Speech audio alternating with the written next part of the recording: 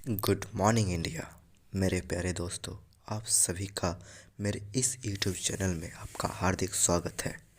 दोस्तों, हमने मनु भंडारी जी का जीवन परिचय, कृतित्व और उन्हें मिले पुरस्कार और सम्मान पर चर्चा कर चुके हैं और आज हम उनके द्वारा लिखे एक बहुत ही लोकप्रिय कहानी यही सच है जिसे मैं अपनी आवाज़ के साथ प्रस्तुत करने जा रहा हूँ। तो आइए हम सब यही सच है कहानी सुनने का आनंद लेते हैं।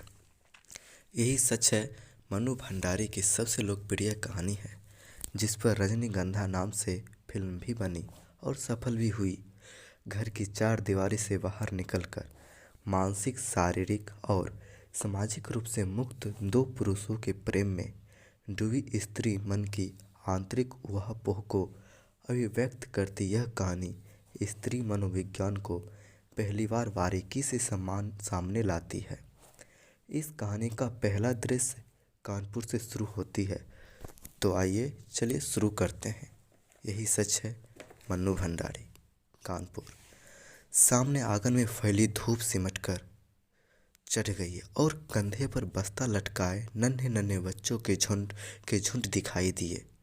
तो एकाएक ही मुझे समय का आभास हुआ। घंटा भर हो गया यहाँ खड़े खड़े और संजय का अभी तक पता नहीं। झुंझलाती सी मैं कमरे में आती हूँ। कोने में खड़ी मेज पर किताबें बिखरी पड़ी है, कुछ खुली कुछ बंद। एक क्षण में उन्हें देखती रहती हूँ, फिर निरुद्देश्य सी कपड़ों की अलमारी खोलकर सरसरी सी नजरे से कपड़े देखती हूँ। सब बिखरे पड़े हैं। इतनी देर यूं ही व्यर्थ खड़ी रही। इन्हें ठीक कर लेती, पर मन नहीं करता और फिर बंद कर देती।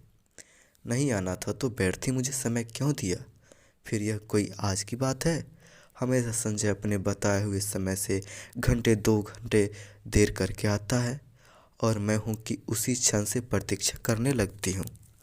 उसके बाद लाख कोशिश करके भी तो किसी काम में अपना मन नहीं लगा पाती। वो क्यों नहीं समझता कि मेरा समय बहुत अमूल्य है। थीसिस पूरी करने के लिए अब मुझे अपना सारा समय पढ़ाई में ही लगाना चाहिए, पर यह बात उसे कैसे समझाऊं? मेज पर बैठकर मैं फिर पढ़ने का उपक्रम करने लगती हूँ, पर मन है कि लगता ही नहीं। पर्दे के जरा से हिलने से दिल की धड़कन बढ़ जाती और बार बार नज़र घड़ी के सरकते हुए कांटों पर दौड़ जाती है। हर समय यही लगता है, वो आया, वो आया। तभी मेहता साहब की 5 साल की छोटी बच्ची झिझकती सी मेरे कमरे में आती है। आंटी, हमें कहानी सुनाओगी? नहीं, अभी नहीं, पीछे आना। मैं रुखाई से जवाब देती हूँ। वो भाग जाती है। ये मिसेज मेहता भी एक ही हैं। यूँ तो महीनों शायद मेरी सूरत नहीं देखती, पर बच्ची को जब तक मेरे सिर खाने को भेज देती है। मेहता साहब तो फिर भी कभी कभी 8-10 दिन में खैरियत पूछ ही लेते हैं, पर वे तो बेहद अकड़ू मालूम होते हैं। अच्छा ही है, ज़्यादा दिलचस्पी दिखाती तो क्या मैं इतनी आज आज़ादी से घूम फिर सकती थी? खटखट, वही परिचित पद ध्वनि। तो आ गया संजय। मैं बरबस ही अपना सारा ध्यान पुस्तक में केंद्रित कर लेती हूँ। रजनीगंधा के ढेर सारे फूल लिए संजय मुस्कुराता सा दरवाजे पर खड़ा है। मैं देखती हूँ, पर मुस्कुराकर स्वागत नहीं करती। हंसता हुआ वह आगे बढ़ता है और फूलों को मेज पर पटक कर पीछे से मेरे दोनों कंधे कंधे दबाता हुआ पूछता है, बहुत नाराज हो? रजनीगंधा की महक से जैसे सारा कमरा महकने लगता है। मुझे क्या करना है नाराज होकर? रुखाई से मैं कहती हूँ। वह कुर्सी सहित मुझे घुमाकर अपने सामने कर लेता है और बड़े दुलार के साथ ठोड़ी उठाकर कहता है, तुम ही बताओ क्या करता? क्वालिटी में दोस्तों के बीच फंसा था। बहुत कोशिश करके भी उठ नहीं पाया। सबको नाराज करके आना अच्छा भी नहीं लगता। इच्छा होती है कह दूं, तुम्हें दोस्तों का ख्याल है, उनके बुरा मानने की चिंता है, बस मेरी ही नहीं। पर कुछ नहीं कह पाती। एकटक उसके चेहरे की ओर देखती रहती हूँ। उसके सावले चेहरे पर पसीने की बूंदें चमक रही है।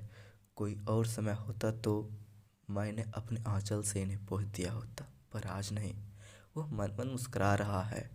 उसकी आंखें क्षमा याचना कर रही है, पर मैं क्या करूं? तभी वो अपनी आदत के अनुसार कुर्सी के हत्थे पर बैठकर मेरे गाल सहलाने लगता है। मुझे उसकी इसी बात पर गुस्सा आता है। हमेशा इसी तरह करेगा और फिर दुनिया भर का लाड़ दुलार दिखलाएगा। वो जानता जो है कि इसके आगे मेरा क्रोध टिक नहीं पाता। फिर उठकर वह फूलदान के पुराने फूल फेंक देता है और नए फूल लगाता है।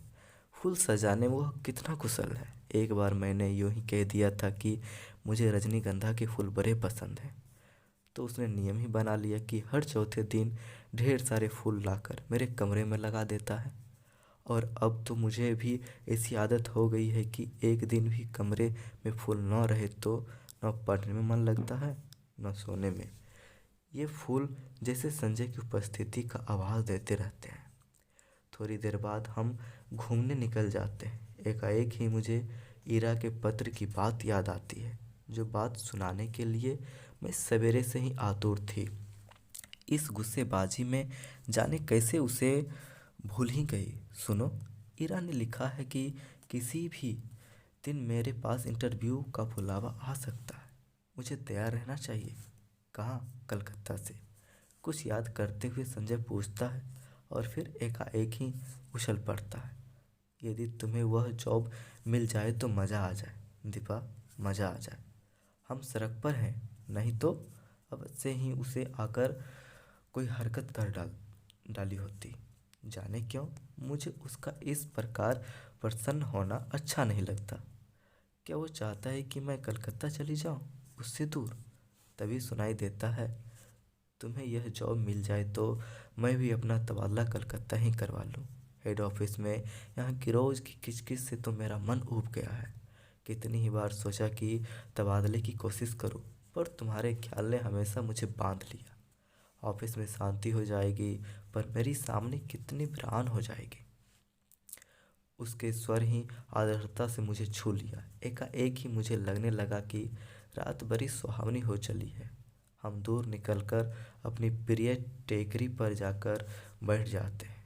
दूर दूर तक हल्की सी चांदनी फैली हुई है और शहर की तरह यहाँ का वातावरण धुएं से भरा हुआ नहीं है। वह दोनों पैर फैलाकर बैठ जाता है और घंटों मुझे अपने ऑफिस के बिगड़े झगड़े की बात सुनाता है और फिर कलकत्ता जाकर साथ जीवन बिताने की योजना बनाता है। मैं कुछ नहीं बोलती, बस एकटक उसे देखती रहती हूँ। जब वह चुप हो जाता है तो बोलती हूँ, मुझे तो इंटरव्यू में जाते हुए बड़ा डर लगता है। पता नहीं कैसे क्या पूछते होंगे। मेरे लिए तो यह पहला ही मौका है। वह खिलखिलाकर हंस पड़ता है। तुम भी एक मूर्खा हो, घर से दूर, यहाँ कमरा लेकर अकेली रहती हो, रिसर्च कर रही हो, दुनिया भर में घूमती फिरती हो और इंटरव्यू के नाम से डर लगता है क्यों? और गाल पर हल्की सी चपत जमा देता है। फिर समझाता हुआ कहता है, और देखो, आजकल ये इंटरव्यू आदि तो सब दिखावा मात्र होते हैं। वहाँ किसी जान पहचान वाले से इन्फ्लुएंस डलवाकर। पर कलकत्ता तो मेरे लिए एकदम नई जगह है। वहाँ ईरा को छोड़कर मैं किसी को नहीं जानती भी। अब उन लोगों की कोई जान पहचान हो तो बात दूसरी है। और साहसी मैं कहती हूँ, और किसी को नहीं जानती। फिर मेरे चेहरे पर नजरें कराकर वो पूछता है, निश्चित भी तो वही है होगा, मुझे क्या करना है उससे? मैं एकदम ही भन्ना कर जवाब देती हूँ। पता नहीं क्यों मुझे लग ही रहा था कि अब वह यही कहेगा, कुछ नहीं करना। वो छेड़ने के लहजे से कहता है और मैं भड़क पड़ती हूँ। देखो संजय, मैं 1000 बार तुमसे कह चुकी हूँ कि उसे लेकर मुझसे मजाक मत किया करो। मुझे इस तरह का मजाक जरा भी पसंद नहीं है। वो खिलखिलाकर हंस पड़ता है, पर मेरा तो मूड ही खराब हो जाता है। हम लौट पड़ते हैं। वो मुझे खुश करने के इरादे से मेरे कंधे पर हाथ रख देता है। मैं झटपट कर हाथ हटा देती हूँ। क्या कर रहे हो? कोई देख लेगा तो क्या कहेगा? कौन है यहाँ जो देखेगा? और देख लेगा तो देख ले, आप ही कूदेगा। नहीं, हमें पसंद नहीं है यह बेशर्मी। और सच ही मुझे रास्ते में ऐसी हरकतें पसंद नहीं है, चाहे रास्ता निर्जन ही क्यों ना हो। पर है तो रास्ता ही। फिर कानपुर जैसी जगह कमरे में लौटकर मैं उसे बैठने को कहती हूँ, पर वो बैठता नहीं, बस बाहों में भरकर एक बार चूम लेता है। यह भी जैसे उसका रोज का नियम है। वो चला जाता है। मैं बाहर बालकनी में निकलकर उसे देखती रहती हूँ। उसका आकार छोटा होते होते सड़क के मोड़ पर जाकर लुप्त हो जाता है। मैं उधर ही देखती रहती हूँ, निरुद्देश्य सी, खोई खोई सी। फिर आकर पढ़ने बैठ जाती हूँ। रात में सोती हूँ तो देर तक मेरी आंखें मेज पर लगे रजनीगंधा के फूलों को ही निहारती रहती है। जाने क्यों, अक्सर मुझे भ्रम हो जाता है कि ये फूल नहीं है, मानो संजय की अनेकानेक आंखें हैं जो मुझे देख रही है, सहला रही है, तुलरा रही है। और अपने को यूं असंख्य आंखों से निरंतर देखने देखने जाने का कल्पना से ही मैं लजा जाती हूँ। मैंने संजय को भी एक बार यह बात बताई थी तो वो खूब हंसा था और फिर मेरे गालों को सहलाते हुए उसने कहा था कि मैं पागल हूँ, निरी मूर्खा हूँ। कौन जाने, शायद उसका कहना ही ठीक हो, शायद मैं पागल ही हूँ। दूसरा दृश्य, कानपुर। मैं जानती हूँ संजय का मन निशीथ को लेकर जब तक सशंकित हो उठता है, पर मैं उसे कैसे विश्वास दिलाऊं कि मैं निशीथ से नफरत करती हूँ। उसकी याद मात्र से मेरा मन घृणा से भर उठता है। फिर 18 वर्ष की आयु में क्या हुआ प्यार भी कोई प्यार होता है भला? मेरा बचपन होता है, महज पागलपन। उसमें आवेश रहता है पर स्थायित्व नहीं, गति रहती है पर गहराई नहीं। जिस बेग से वो आरंभ होता है, जरा सा झटका लगने पर उसी बेग से टूट भी जाता है। और उसके बाद आहो, आंसुओं और सिसकियों का एक दौर, सारी दुनिया की निस्सरता और आत्महत्या करने के अनेकानेक संकल्प और फिर एक तीखी घृणा। जैसे ही जीवन को दूसरा आधार मिल जाता है, उन सबको भूलने में एक दिन भी नहीं लगता। फिर तो वह सब ऐसी बेवकूफ़ी लगती है जिस पर बैठकर घंटों हंसने की तबीयत होती है। तब एकाएक ही इस बात का एहसास होता है कि ये सारे आंसू, ये सारी आहें उस प्रेमी के लिए नहीं थी, वरन जीवन की उस रिक्तता और शून्यता के लिए थी जिसने जीवन को नीरस बनाकर बोझिल कर दिया था। तभी तो संजय को पाते ही मैं निशीथ को भूल गई। मेरे आंसू हंसी में बदल गए और आहों की जगह किलकारियाँ गूंजने लगी। पर संजय है कि जब तब निशीथ की बातें को लेकर बैठती, खिंसा हो उठता है। मेरे कुछ कहने पर वह खिलखिलाता अवश्य पड़ता है, पर मैं जानती हूँ वह पूर्ण रूप से आश्वस्त नहीं है। उसे कैसे बताऊँ कि मेरे प्यार का, मेरी कोमल भावनाओं का, भविष्य की मेरी अनेकानेक योजनाओं का एकमात्र केंद्र संजय ही है।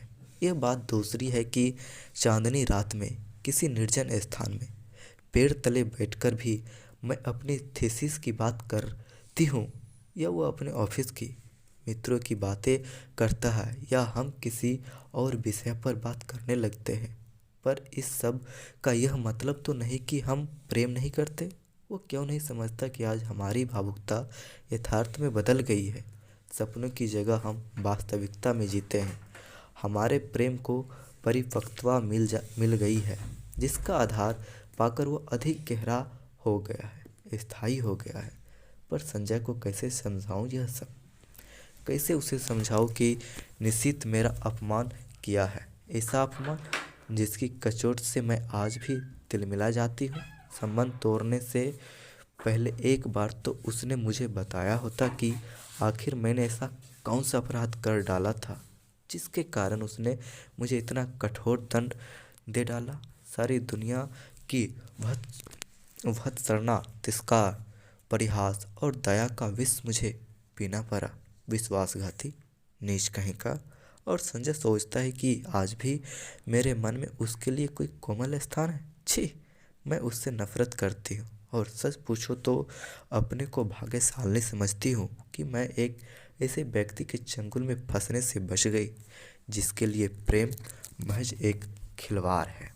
संजय, यह तो सोचो कि यदि ऐसी कोई भी बात होती तो क्या मैं तुम्हारे आगे, तुम्हारी हर उचित अनुचित चेष्टा के आगे यूं आत्मसमर्पण करती, तुम्हारे चुंबनों और आलिंगनों में अपने को यूं बिखरने देती? जानते हो, विवाह से पहले कोई भी लड़की किसी को इन सब का अधिकार नहीं देती, पर मैंने दिया। क्या केवल इसीलिए नहीं कि मैं तुम्हें प्यार करती हूँ, बहुत प्यार करती हूँ। विश्वास करो संजय, तुम्हारा मेरा तुम्हारा मेरा प्यार ही सच है। निशित का प्यार तो मात्र छल था, भ्रम था, झूठ था। कानपुर, परसों मुझे कलकत्ता जाना है। बड़ा डर लग रहा है, कैसे क्या होगा। मान लो इंटरव्यू में बहुत नर्वस हो गई तो। संजय को कह रही हूँ कि वह भी साथ चले, पर उसे ऑफिस से छुट्टी नहीं मिल सकती। एक तो नया शहर, फिर इंटरव्यू। अपना कोई साथ होता तो बड़ा सहारा मिल जाता। मैं कमरा लेकर अकेली रहती हूँ, यूँ अकेली घूम फिर भी लेती हूँ तो संजय सोचता है मुझे बड़ी हिम्मत है, पर सच बड़ा डर लग रहा है। बार बार मैं यह मान लेती हूँ कि मुझे नौकरी मिल गई है और संजय के साथ वहाँ रहने लगी हूँ। कितनी सुंदर कल्पना है, कितनी मादक। पर इंटरव्यू का भय मादकता से भरे इस स्वप्न जाल को छिन्न भिन्न कर देता है। काश संजय भी किसी तरह मेरे साथ चल पाता। दूसरा दृश्य, कलकत्ता। गाड़ी जब हावड़ा स्टेशन के प्लेटफॉर्म में प्रवेश करती है तो जाने कैसी विचित्र आशंका, विचित्र से भय से मेरा मन भर जाता है। प्लेटफॉर्म पर खड़े असंख्य नर नारियों में मैं ईरा को ढूंढती हूँ, वो कहीं दिखाई नहीं देती। नीचे उतरने के बजाय खिड़की में से ही दूर दूर तक नजरें दौड़ाती हूँ। आखिर एक कुली को बुलाकर अपना छोटा सा सूटकेस और बिस्तर उतारने का आदेश दे। मैं नीचे उतर पड़ती हूँ। उस भीड़ को देखकर मेरी दहशत जैसे और बढ़ जाती है। तभी किसी के हाथ के स्पर्श से मैं बुरी तरह चौंक जाती हूँ। पीछे देखती हूँ तो हीरा खड़ी है, रुमाल से चेहरे का पसीना पोंछते हुए कहती है, उफ, तुझे न देखकर मैं घबरा रही थी कि तुम्हारे घर भी कैसे पहुंचूंगी। बाहर आकर हम टैक्सी में बैठते हैं। अभी तक मैं स्वस्थ नहीं हो पाई हूँ। जैसे ही हावड़ा पुल पर गाड़ी पहुंचती है, हुगली के जल को स्पर्श करती हुई ठंडी हवाएं तन मन को एक ताजगी से भर देती है। हीरा मुझे इस पुल की विशेषता बताती है और मैं विस्मित सी पुल को देखती हूँ। दूर दूर तक फैली हुगली के विस्तार को देखती हूँ। उसकी छाती पर खड़ी और विहार करती अनेक नौकाओं को देखती हूँ, बड़े बड़े जहाज़ों को देखती हूँ। उसके बाद बहुत ही भीड़ भरी सड़कों पर हमारी टैक्सी रुकती रुकती चलती है। ऊंची ऊंची इमारतों और चारों ओर के वातावरण से कुछ विचित्र सी विराटता का आभास होता है। और इस सब के बीच जैसे मैं अपने को बड़ा खोया खोया सा महसूस करती हूँ। कहाँ पटना और कानपुर, और कहाँ यह कोलकाता। मैंने तो आज तक कभी बहुत बड़े शहर देख ही नहीं। सारी भीड़ को चीर कर हम रेड रोड पर आ जाते हैं। चौड़ी शांत सड़क, मेरे दोनों ओर लंबे चौड़े खुले मैदान। क्यों वीरा, कौन कौन लोग होंगे इंटरव्यू में? मुझे तो बड़ा डर लग रहा है। अरे सब ठीक हो जाएगा, तू और डर। हम जैसे डरे तो कोई बात भी है। जिसने अपना सारा करियर अपने आप बनाया वो भला इंटरव्यू में डरे? फिर कुछ देर ठहर कर कहती है, अच्छा भैया भाभी तो पटना ही होंगे, जाती है कभी उसके पास भी या नहीं? कानपुर आने के बाद एक बार गई थी, कभी कभी यूं ही पत्र लिख देती हूँ। भाई कमाल के लोग हो, बहन को भी नहीं निभा सके। मुझे यह प्रसंग कतई पसंद नहीं। मैं नहीं चाहती कि कोई इस विषय पर बात करे। मैं मौन ही रहती हूँ।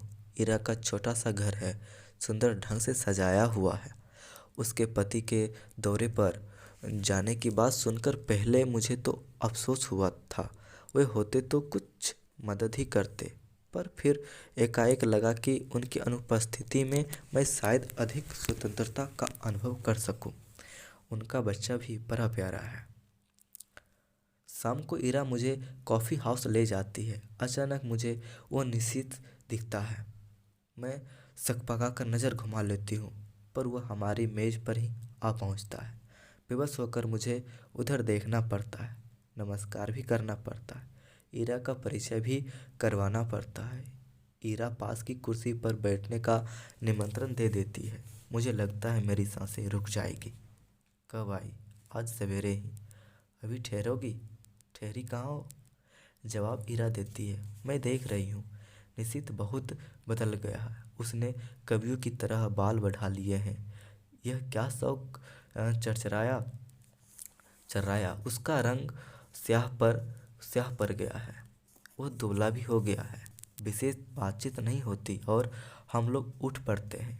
ईरा को मुन्नू की चिंता सता रही थी और मैं स्वयं भी घर पहुंचने की उतावली हो रही थी। कॉफ़ी हाउस से धर्मतल तक वह पैदल चलता हुआ हमारे साथ आता है।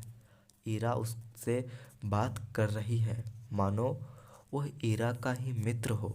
ईरा अपना पता समझा देती है और वह दूसरे दिन 9 बजे आने का वायदा करके चला जाता है। पूरे 3 साल बाद निशित का यूं मिलना, न चाहकर भी जैसे सारा अतीत आंखों के सामने खुल जाता है। बहुत दुबला हो गया है निशित। लगता है जैसे मन में कहीं कोई गहरी पीड़ा छिपाई बैठा है। मुझसे अलग होने का दुख तो नहीं साल रहा है इसे। कल्पना चाहे कितनी भी मधुर क्यों ना हो, एक तृप्ति युक्त आनंद देने वाली क्यों ना हो, पर मैं जानती हूँ यह झूठ है। यदि ऐसा ही था तो कौन उससे कहने गया था कि तुम इस संबंध को तोड़ दो?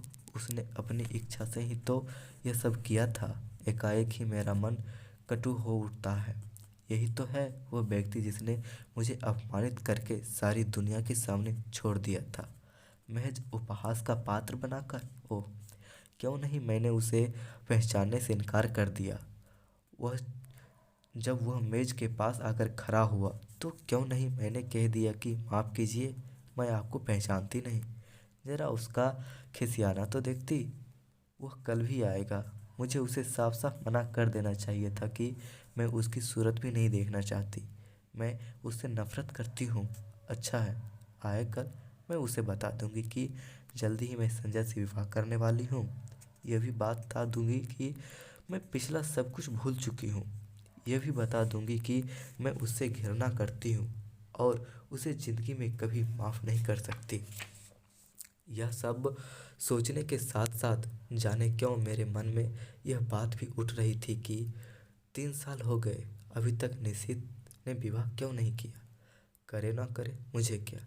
क्या वह आज भी मुझसे कुछ उम्मीद रखता है? हूँ, मूर्ख कहीं का।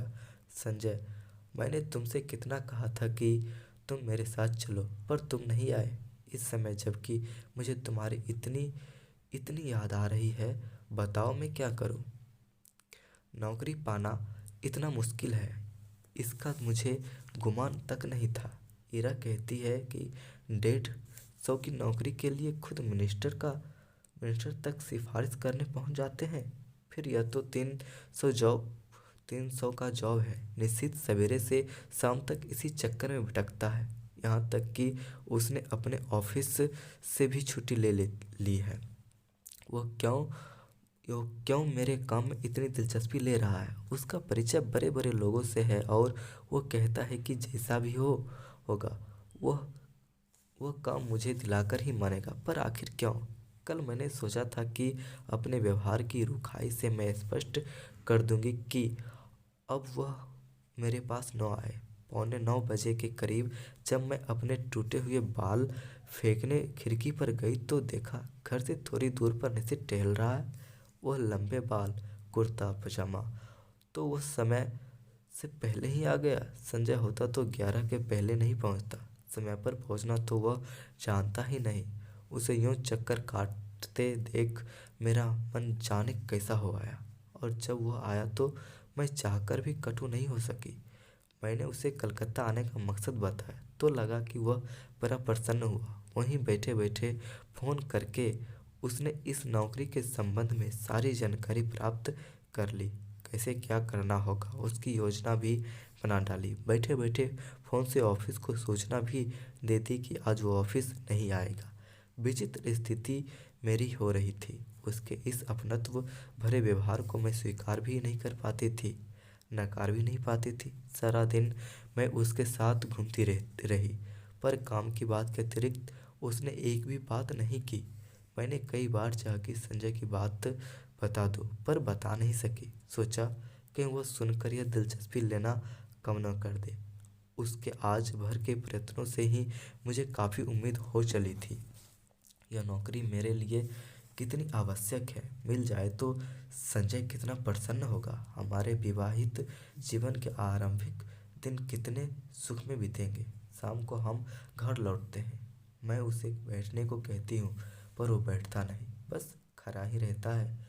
उसके चौड़े ललाट पर पसीने की बूंदें चमक रही है। एकाएक ही मुझे लगता है इस समय संजय होता तो मैं अपने आंचल से उसका पसीना पोंछ देती, और वह क्या बिना बाहों में भरे, बिना प्यार किए यूं ही चला जाता। अच्छा, तो चलता हूँ। यंत्र चलित से मेरे हाथ जुड़ जाते हैं। वह लौट पड़ता है और मैं ठगी सी दिखाई रहती हूँ। सोते समय मेरी आदत है कि मैं संजय के लाए हुए फूलों को निहारती रहती हूँ। यहाँ वे फूल नहीं है तो बड़ा सुना सुना सा लग रहा है। पता नहीं संजय, तुम इस समय क्या कर रहे हो? 3 दिन हो गए, किसी ने बाहों में भरकर प्यार तक नहीं किया। कलकत्ता कलकत्ता आज सवेरे मेरा इंटरव्यू हो गया।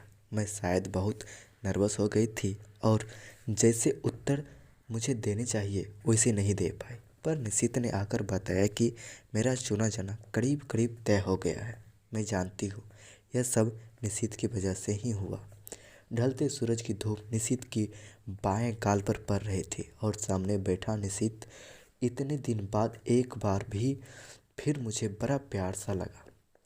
मैंने देखा मुझे ज़्यादा वो प्रसन्न है। वो कभी किसी का एहसान नहीं लेता, पर मेरी खातिर उसने न जाने कितने लोगों का एहसान लिया। आखिर क्यों? क्या वो चाहता है कि मैं कलकत्ता आकर रहूं उसके साथ, उसके पास? एक अजीब सी पुलक से मेरा तन मन सिहर उठता है। वो ऐसा क्यों चाहता है? उसका ऐसा चाहना बहुत गलत है, बहुत अनुचित है। मैं अपने मन को समझाती हूँ ऐसी कोई बात नहीं है। शायद वह केवल मेरे प्रति किए गए अन्याय का प्रतिकार करने के लिए यह सब कर रहा है। पर क्या वो समझता है कि उसकी मदद से नौकरी पाकर मैं उसे क्षमा कर दूंगी, या जो कुछ उसने किया उसे भूल जाऊंगी? असंभव। मैं कल ही उसे संजय की बात बता दूंगी। आज तो इस खुशी में पार्टी हो जाए। काम की बात के अलावा यह पहला वाक्य मैं उसके मुंह से सुनती हूँ। मैं ईरा की ओर देखती हूँ। वह प्रस्ताव का समर्थन करने भी मुन्नू की तबीयत का बहाना लेकर अपने को काट लेती है। अकेले जाना मुझे कुछ अटपटा सा लगता है। अभी तक तो काम का बहाना लेकर घूम रही थी, पर अब फिर भी मैंने मना नहीं कर पाती। अंदर जाकर तैयार होती हूँ। मुझे याद आता है निशित को नीला रंग बहुत पसंद है। मैं नीली साड़ी ही पहनती हूँ। बड़े चाव और सतर्कता से अपना प्रसाधन करती हूँ और बार बार अपने को टोकती जाती हूँ। किसको रिझाने के लिए सब हो रहा है? क्या यह मेरा पागलपन नहीं है? सीढ़ियों पर निशित हल्की सी मुस्कुराहट के साथ कहता है, इस साड़ी में तुम बहुत सुंदर लग रही हो। मेरा चेहरा तमतमा जाता है, कनपटियाँ सुर्ख हो जाती है। मैं सचमुच ही इस वाक्य के लिए तैयार नहीं थी। यह सदा चुप रहने वाला निशित बोला भी तो ऐसी बात। मुझे ऐसी बातें सुनने का जरा भी आदत नहीं है। संजय न कभी मेरे कमरों पर ध्यान देता है, न ऐसी बातें करता है, जबकि उसे पूरा अधिकार है और यह बिना अधिकार ऐसी बातें करे। पर जाने क्या है कि मैं उस पर नाराज नहीं हो पाती हूँ, बल्कि एक पुलक में सिहरन महसूस करती हूँ। सच, संजय के मुंह से ऐसा वाक्य सुनने को मेरा मन तरसता रहता है, पर उसने कभी ऐसी बात नहीं की। पिछले 2.5 साल से मैं संजय के साथ रह रही हूँ। रोज ही शाम को हम घूमने जाते हैं। कितनी ही बार मैंने श्रृंगार किया, अच्छे कपड़े पहने, पर प्रशंसा का एक शब्द भी उसके मुंह से नहीं सुना। इन बातों पर उसका ध्यान ही नहीं जाता। वह देखकर भी जैसे यह सब नहीं देख पाता। इस वाक्य को सुनने के लिए तरसता हुआ मेरा मन जैसे रस को नहा जाता है। पर निशित ने यह बात क्यों की? उसे क्या अधिकार है? क्या सचमुच ही उसे अधिकार नहीं है? नहीं है। जाने कैसी मजबूती है, कैसी व्यवस्था है कि मैं इस बात का जवाब नहीं दे पाती हूँ।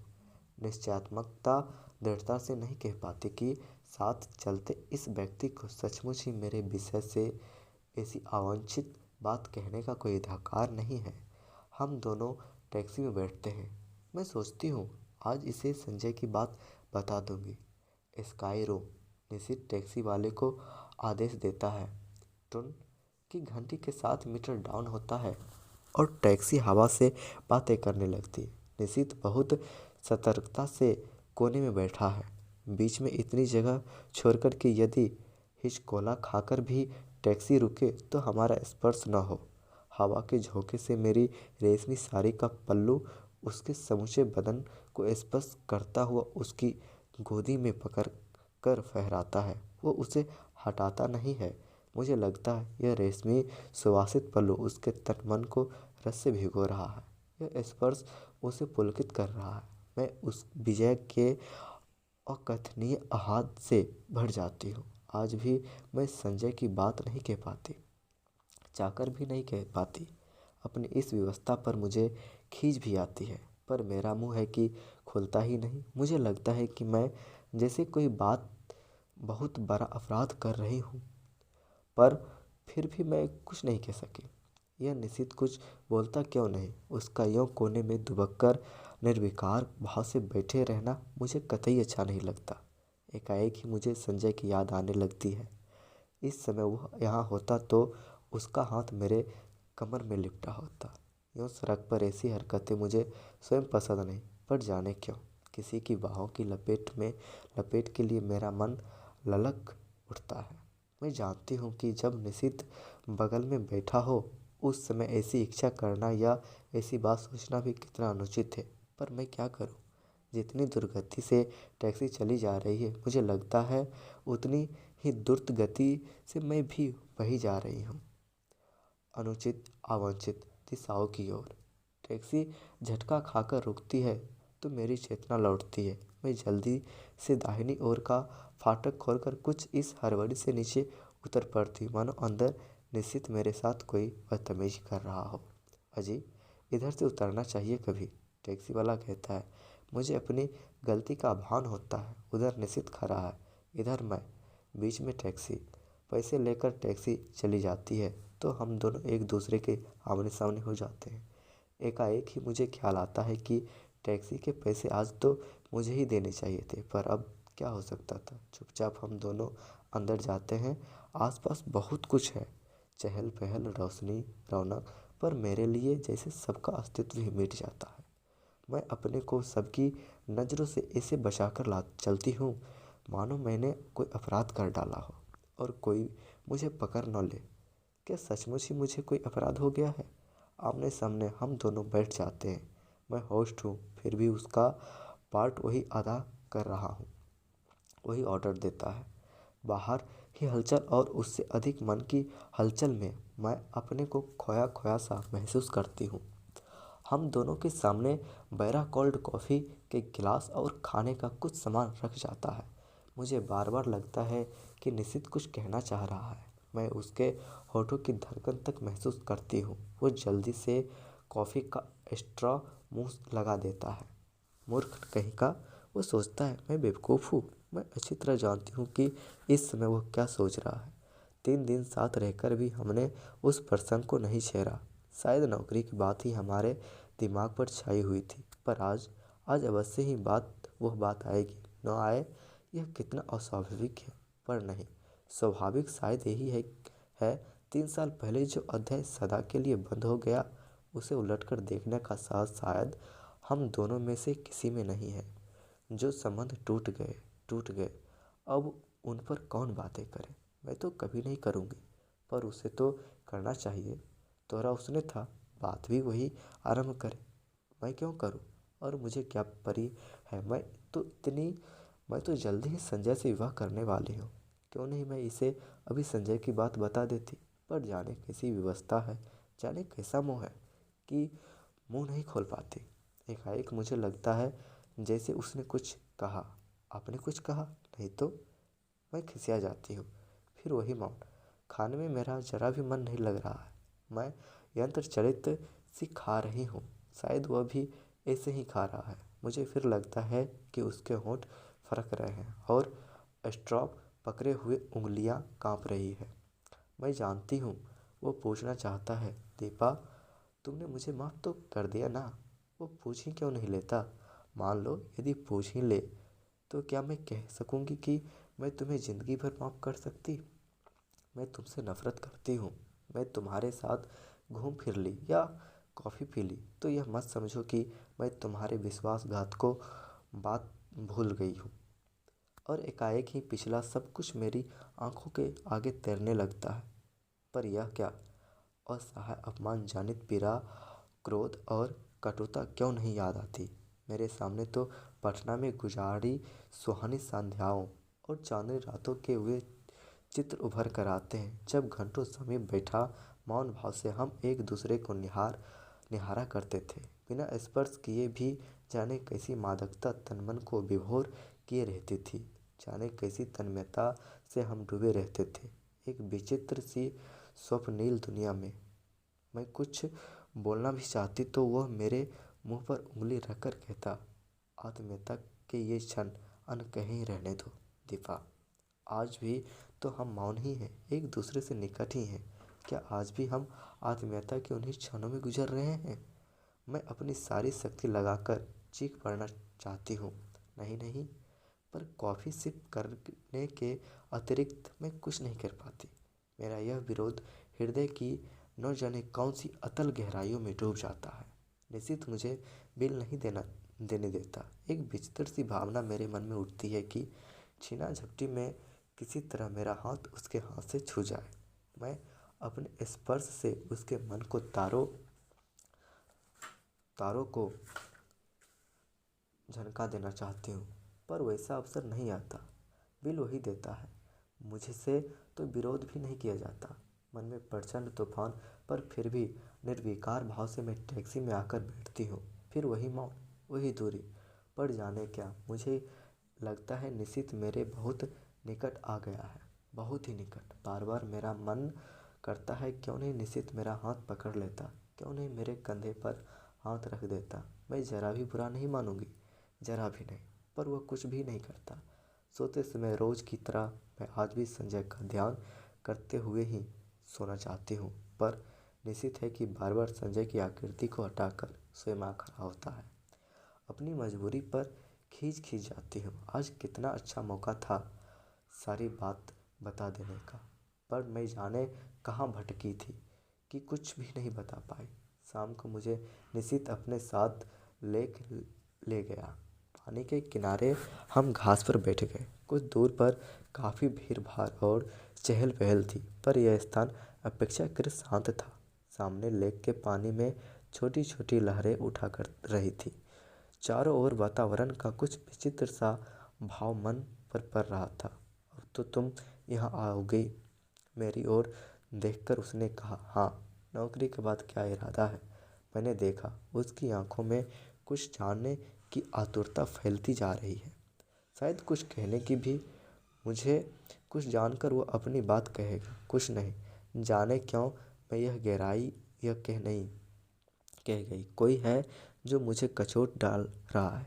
क्यों नहीं मैं बता देती कि नौकरी के बाद मैं संजय से विवाह करूंगी। मैं संजय से प्रेम करती हूँ, वो मुझे प्रेम करता है। वो बहुत अच्छा है, बहुत ही। वो मुझे तुम्हारी तरह धोखा नहीं देगा। पर मैं कुछ भी तो नहीं कह पाती। अपनी इस बेबसी पर मेरी आंखें छलछला आती है। मैं दूसरी ओर मुंह फेर लेती हूँ। तुम्हारे यहाँ आने से मैं बहुत खुश हूँ। मेरी सांस जहाँ की तहाँ रुक जाती है आगे के शब्द सुनने के लिए, पर शब्द नहीं आते। बड़ी कतार, करुण और याचना भरी दृष्टि से मैं उसे देखती हूँ, मानो कह रही हूँ कि तुम कह क्यों नहीं देते निशित कि आज भी तुम मुझे प्यार करते हो, तुम मुझे सदा अपने पास रखना चाहते हो। जो कुछ हो गया है उसे भूलकर तुम मुझसे विवाह करना चाहते हो। कह दो निशित, कह दो। यह सुनने के लिए मेरा मन अकुला रहा है, छटपटा रहा है। मैं बुरा नहीं मानूंगी, जरा भी बुरा नहीं मानूंगी। मान ही कैसे सकती हूँ निशित, इतना सब हो जाने के बाद भी शायद मैं तुम्हें प्यार करती हूँ। शायद नहीं, सचमुच ही मैं तुम्हें प्यार करती हूँ। मैं जानती हूँ तुम कुछ नहीं कहोगे, सदा के ही मितभाषी जो हो, फिर भी कुछ सुनने की आतुरता लिए मैं तुम्हारी तरफ देखती रहती हूँ, पर तुम्हारी नज़र तो लेक के पानी पर जमी हुई है, शांत, मौन। आत्मीयता के ये क्षण अनकहे भले ही रह जाए, पर अनबुझे नहीं रह सकते। तुम चाहे ना कहो, पर मैं जानती हूँ तुम आज भी मुझे प्यार करते हो, बहुत प्यार करते हो। मेरे कोलकाता आ जाने के बाद इस टूटे संबंध को फिर से जोड़ने की बात ही तुम इस समय सोच रहे हो। तुम आज भी मुझे अपना ही समझते हो। तुम जानते हो आज भी दीपा तुम्हारी है और मैं। लगता है इस प्रश्न का उत्तर देने का साहस मुझ में नहीं है। मुझे डर है कि जिस आधार पर मैं तुमसे नफरत करती थी, उसी आधार पर कहीं मुझे अपने से नफरत न करने पड़े। लगता है रात आधी से भी अधिक ढल गई है।